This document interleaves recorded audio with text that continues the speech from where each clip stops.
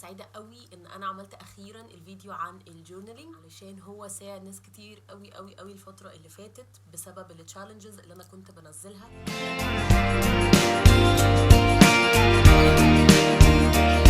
أيوة فيكم مننا نفس روحنا ودمنا، قلبنا بيرتاح هوام للي فعلا زينا.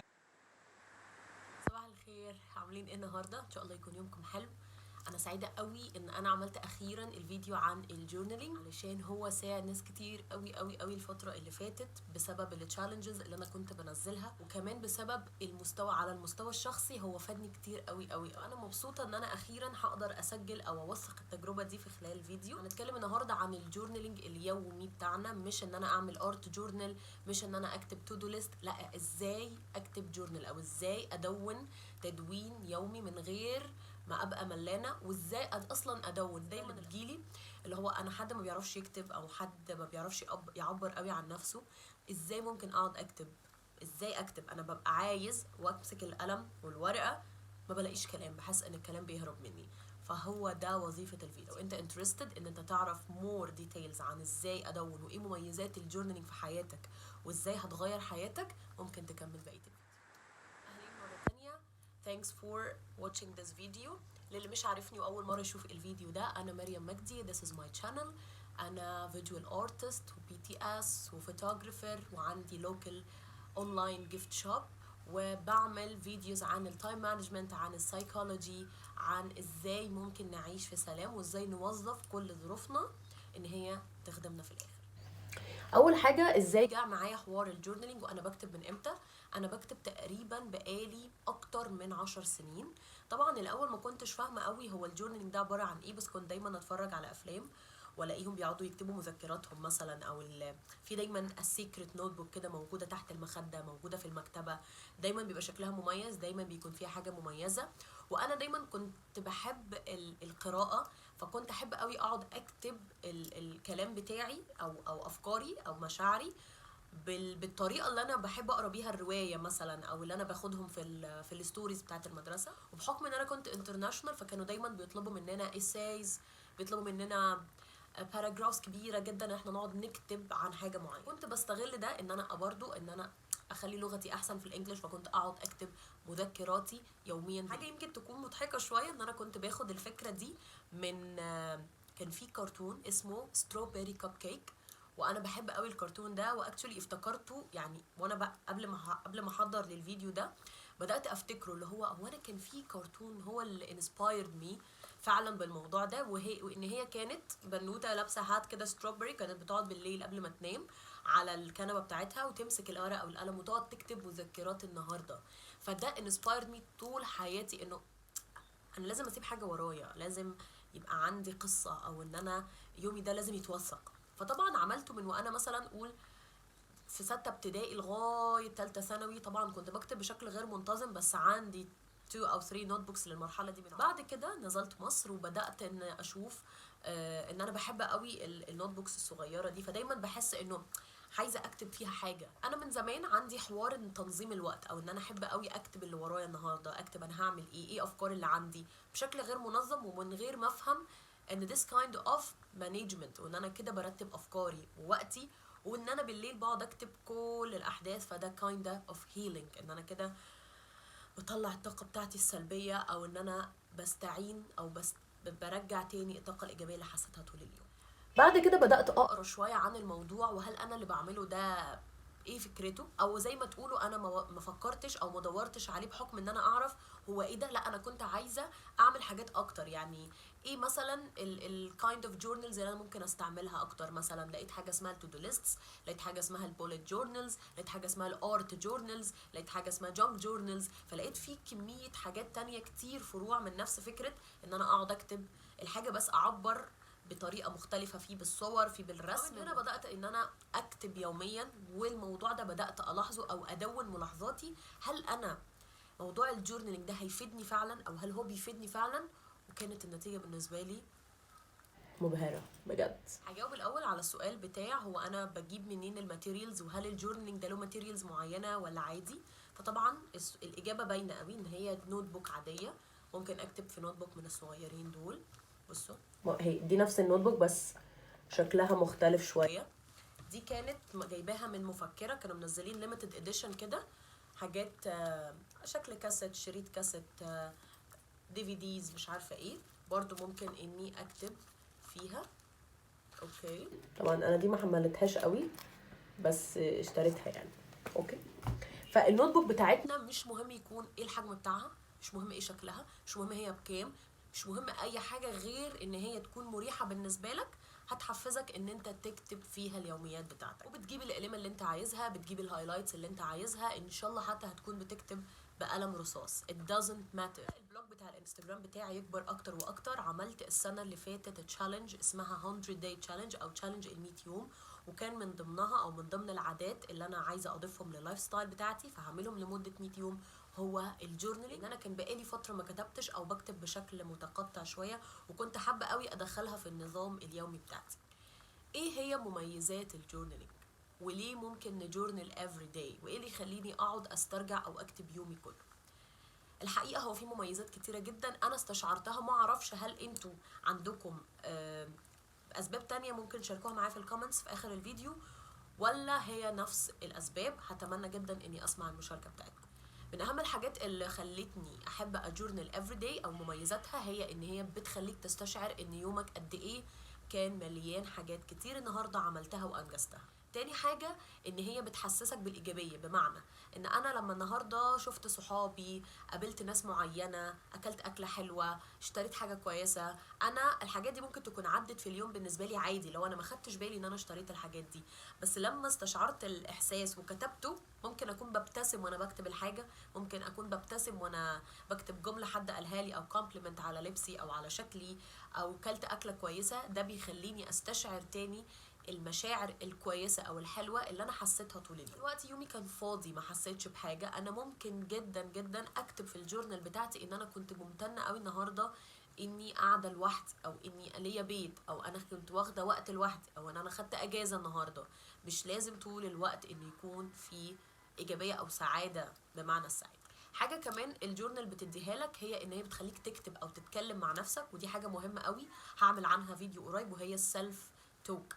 السيلف توك هو طريقه كلامي مع نفسي، انا ازاي بكلم نفسي. الطريقه اللي انا بكلم فيها نفسي هي دي اللي بتخلق الواقع بتاعي. الواقع بتاعي انا لو انا بكلم نفسي بشكل سلبي، يبقى انا الواقع بتاعي هيكون سلبي، هيكون دايما عندي تردد، عندي قله ثقه في نفسي، وهيكون كميه سلبيه انا عايشه فيها مش محققه منها اي جولز او اي تارجت، غير ان انا بكره الواقع بتاعي او فبتخلي الجورنال بتاعتك انك تتكلم مع نفسك. انا النهارده حسيت بكذا، انا النهارده شفت كذا، انا النهارده خيل لي كذا، خيل لي كذا. تمام. فالجورنال حاجه مهمه. تالت او رابع حاجه هي بتخليك تكتب كويس، يعني بتحسن خطك وبتحسن اللغه بتاعتك.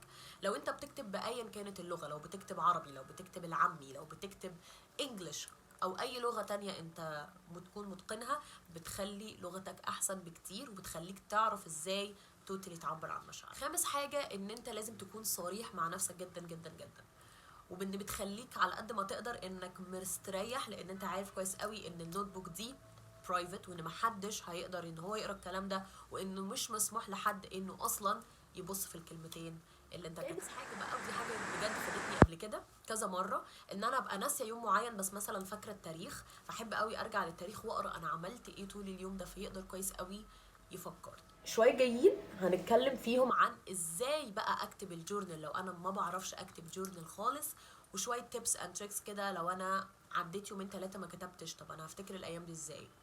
الجورنال بتساعدنا جدا في ان احنا نرتب الافكار بتاعتنا، نفكر احسن. الافكار او النويز لما بتكون جوه دماغنا بنسميها الاوفر ثينكينج او البرين ستورمينج، من الافضل ان احنا نكتبهم قدامنا. لما بننزل كل الافكار دي على الورق اللي قدام، فنحس كده ان احنا بنعمل زوم اوت من الافكار بتاعتنا، بنحس ان احنا اهدى. تخليك كالمر، تخليك اهدى، تخليك عندك وعي انت بتفكر بايه، تخليك ازاي تقدر تنسق كل افكارك قدامك، حتى مشاعرك مش بس الافكار، مشاعرك. في مكان واصف قبل كده احمد ابو زيد بتاع دروس اونلاين، احب قوي ان انا استلف منه التشبيه، فقال لك ايه، الجورنالينج بيخليك تريليز كل الافكار اللي جواك. زي مثلا احنا لما بنشوف البراد، والبراد بيكون مقفول من كل الجهات، وبعدين فجأة يبدأ يطلع دخان من الايه، من ال اسمه ايه، من ايديه، من المزراب بتاعه ده. لما احنا بنشيل الغطا بتبدأ الدنيا تريليز. هو ده التشبيه اللي احنا ممكن نستخدمه او نوصف بيه الشعور اللي بيجيلنا لما بنجورنال او بنكتب الافكار بتاعتنا كلها. هنتكلم النهارده على الشكل البيزك اللي هو انا بكتب اليوم بتاعي، وهقول لكم كمان شويه احنا هنكتب ازاي لو انا ما بعرفش اكتب خالص، ايه اللي هيساعدني اني اكتب. ولكن هي ليها اشكال تانية، زي مثلا اني اكتب حاجه اسمها الدريم تراكر، ان انا مثلا اكون نايمه واصحى من النوم فاكره الحلم ممكن اكتبه. ان انا اكتب الهابتس بتاعتي، او ازاي ان انا اتابع او اتراك الهابتس بتاعتي، العادات بتاعتي، عادات الاكل، عادات الرياضه، عادات الموني او الفاينانس عموما، القراءه. في مليون ليست انا ممكن اعملها جوه الجورنال بتاعتي. طبعا هي بيبقى لها اسم تاني، ممكن نسميها ابوليت جورنال، ولكن انا بتكلم على الجورنالينج البيزك النهارده.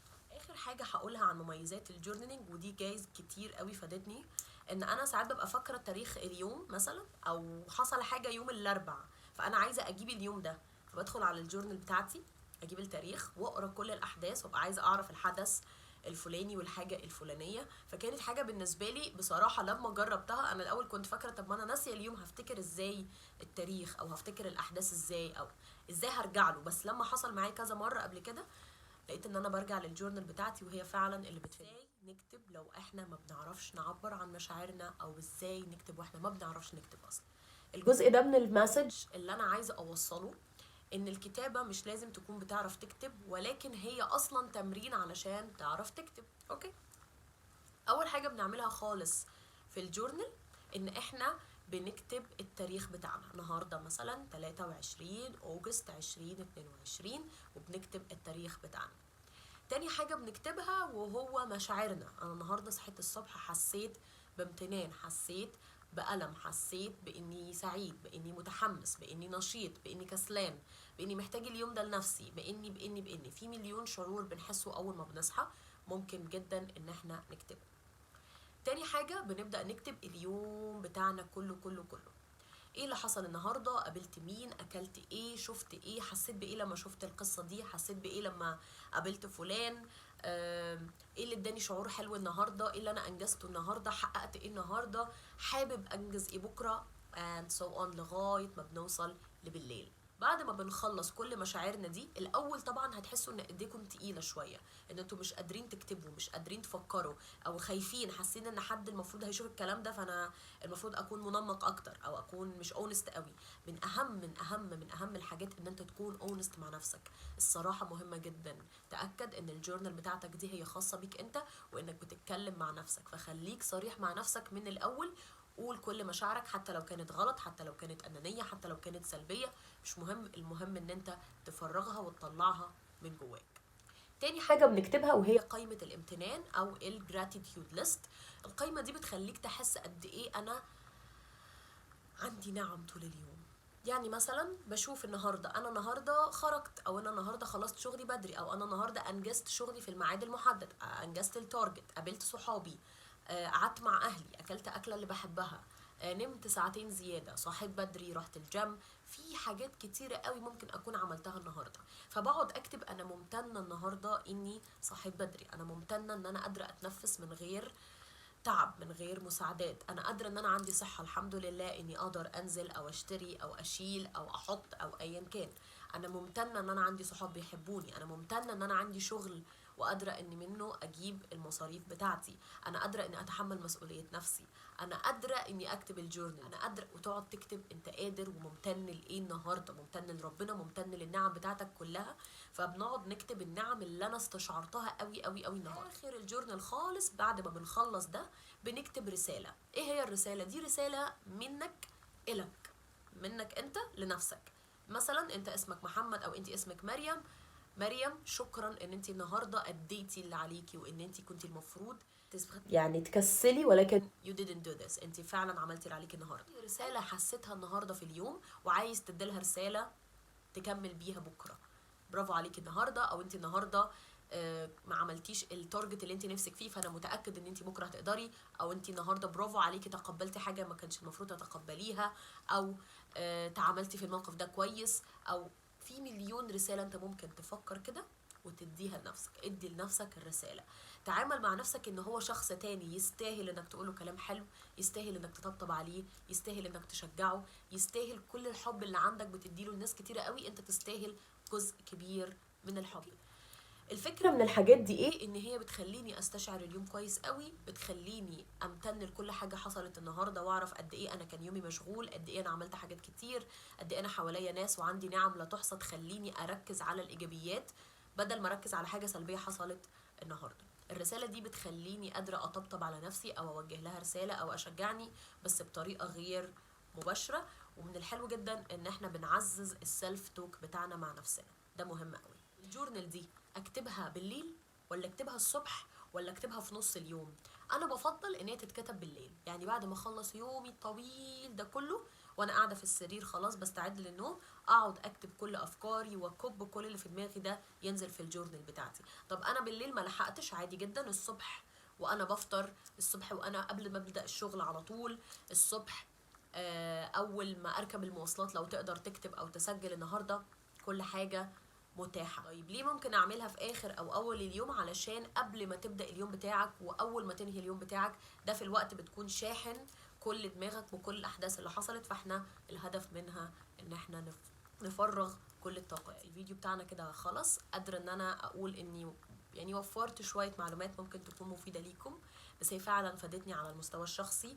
وانا بقالي فتره بعمل تشالنجز، والتشالنجز لم تخلو من الجورنالينج، عشان هي مفيده، عشان هي ساعدتني، عشان هي كانت سبب كبير جدا في ان انا اهيل ماي سيلف باي ماي سيلف. طبعا في حاجات مهمه جدا نعملها جنب الجورنالينج، ودي في التشالنجز اللي انا حطاها على انستجرام. لو انتم مش عندي على الانستجرام حاولوا كده تو سنيك بيك وتخشوا تتفرجوا عندي عليها، هي لسه شغاله. احنا النهارده اليوم ال11 تقريبا في التشالنج، وهي تشالنج عباره عن 21 يوم ليها علاقه بالمنتل هيلث وازاي نعزز المنتل هيلث. فانا مبسوطه جدا ان انتوا وصلتوا لاخر الفيديو ده. نفسي جدا اشارك معاكم مور انفوز مور تبس عن الموضوع ده، لانه فعلا جايب معايا نتيجه قويه قوي قوي قوي. ولما قلت انه هيغير حياتك وهيهيل يور سيلف، ده فعلا حقيقي، وانت هتشوف بنفسك. تابع مع نفسك. اوكي، اللي عنده اي افكار تانية او عنده اي اسباب تانية للجورنالينج او ساعدته بشكل تاني، ممكن ان هو يحط لي ده في الكومنتات، لان ده بيشجعني جدا، بيشجع المحتوى بتاعي جدا، وبيشجع اي حد بيتفرج عليا بيقرا كومنتات ناس تانية، فده بيديله دفعه انه يتفرج او انه يساعد نفسه اكتر. خلاص هبدا انزل عنها، بس انا هتكلم الفيديو اللي جاي عن ال100 داي تشالنج، وايه اللي قابلني، وايه المشاكل الكتير اللي واجهتني، وايه المميزات اللي اكتر بكتير اكتسبتها، وقادره حاليا اني اقول ان انا different person من السنه اللي فاتت للسنه دي، وان التشالنج بتاعت المنتل هيلث دي هتخليني شخص تاني برضو. استنوا الفيديو اللي جاي. Thanks for watching. شكرا ان انتوا وفرتوا من وقتكم وقت ان انتوا تتفرجوا على الفيديو بتاعي وتسمعوني، وقتكم ثمين جدا جدا، فاحب اشكركم ان انتوا اديتوني جزء منه. اشوفكم الفيديو اللي جاي، اتمنى لكم السلامه. الكلام نفس الكلام، حتى نفس الاهتمام، عشرة مش ممكن تهون يوم من الايام، حتى لوننا وشكلنا